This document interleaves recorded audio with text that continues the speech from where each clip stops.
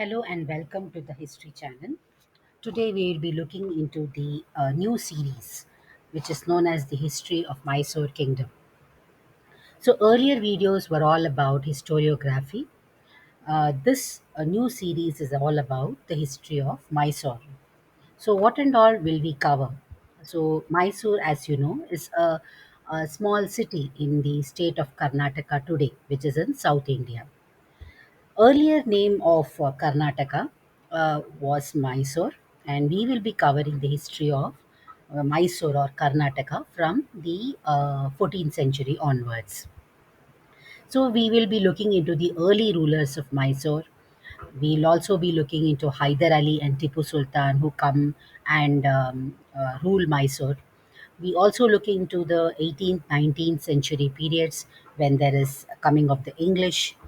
And once the English come, the Tipu Sultan gets killed, and how Mysore is given back to the original rulers of Mysore. And finally, we also look into the independence happening in the country and how it is affecting Mysore and what are the freedom movements that are happening in Mysore. So, in a brief, we'll be looking into the origin of Mysore till the freedom movement, or rather the independence. So these are some of the pictures of this. The on your left is the picture of Raja Wodeyar, who was one of the earliest rulers of Mysore. You can see the time period 1578 to 1617. And on the right is one of the modern Mysore kings known as Krishna Rajendra Wodeyar IV. So so basically we'll be looking into 25 Mysore Wodeyar kings. Wodeyar is actually owner. Wodeyar means owner. So we'll be looking into all the early rulers to the latest rulers of Mysore. That would be covering around 25 kings of Mysore. So let us take a look, a little bit deeper look into the contents.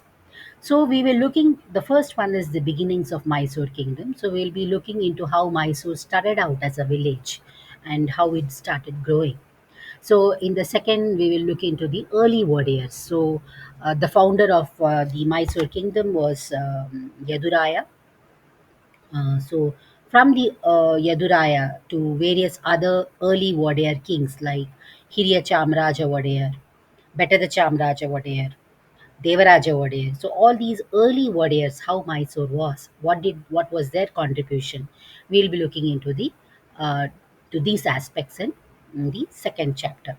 In the third chapter, which is the golden period of warriors, we'll slowly look into how Mysore started becoming an independent king state, and how rulers like Raja Wodeyar and Kantiravan Narasaraja Wodeyar made the Mysore kingdom stronger. So that's why I've named it as the golden period of warriors. Later, we also have another king known as Chikadevaraja Wodeyar, who and how was there during these kings? How was the administration in Mysore? What was the economic condition? What was the religious conditions? We will be looking into all that. After the Chikdevaraya Wodeyar, how was his successors? That is what we cover in the Dalwise regime. So, the successors of Chikdevaraya Wodeyar were weak. So, what happened to the kingdom? So, all that will be covered in the fourth chapter. The fifth is about Hyder Ali. Hyder Ali was actually a foot soldier in the Mysore kingdom, but he slowly became powerful. He threw down the Wodeyar original rulers known as Wodeyars, and he became the Sultan or the king. After that, his son Tipu Sultan came into Mysore, and he became the Sultan of Mysore.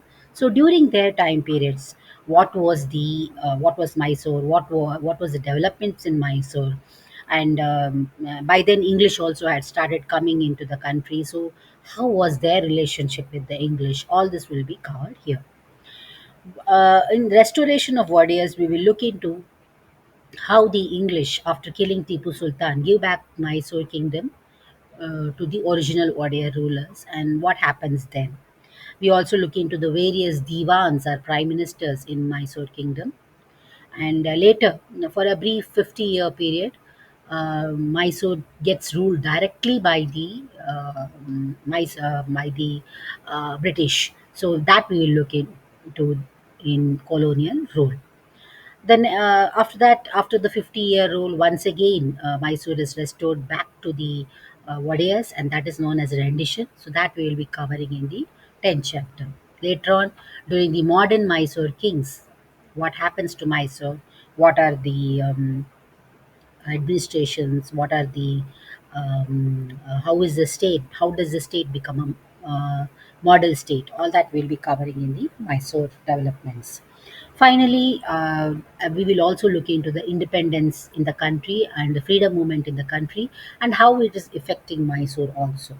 So, in between all this, we will also look into the literature, art, architecture, culture of Mysore. So, Mysore silk is famous, Mysore art is famous. So, how did that come about? So, all that we'll be looking into this in this overview of Mysore Kingdom. So, if you are looking for more details into the Mysore Kingdom, then subscribe to this channel, as in the further weeks we will be covering a lot about the Mysore state. So the references that I have taken for this video series is Splendors of Royal Mysore by Vikram Sampath, History of Mysore Haivadana Rao, Annals of Mysore Royal Family by Ramakrishna Rao B, and History of Mysore and Yadava Dynasties. Most of them are available online, and you can also take a look into them in the archives section. So keep subscribing, and thank you.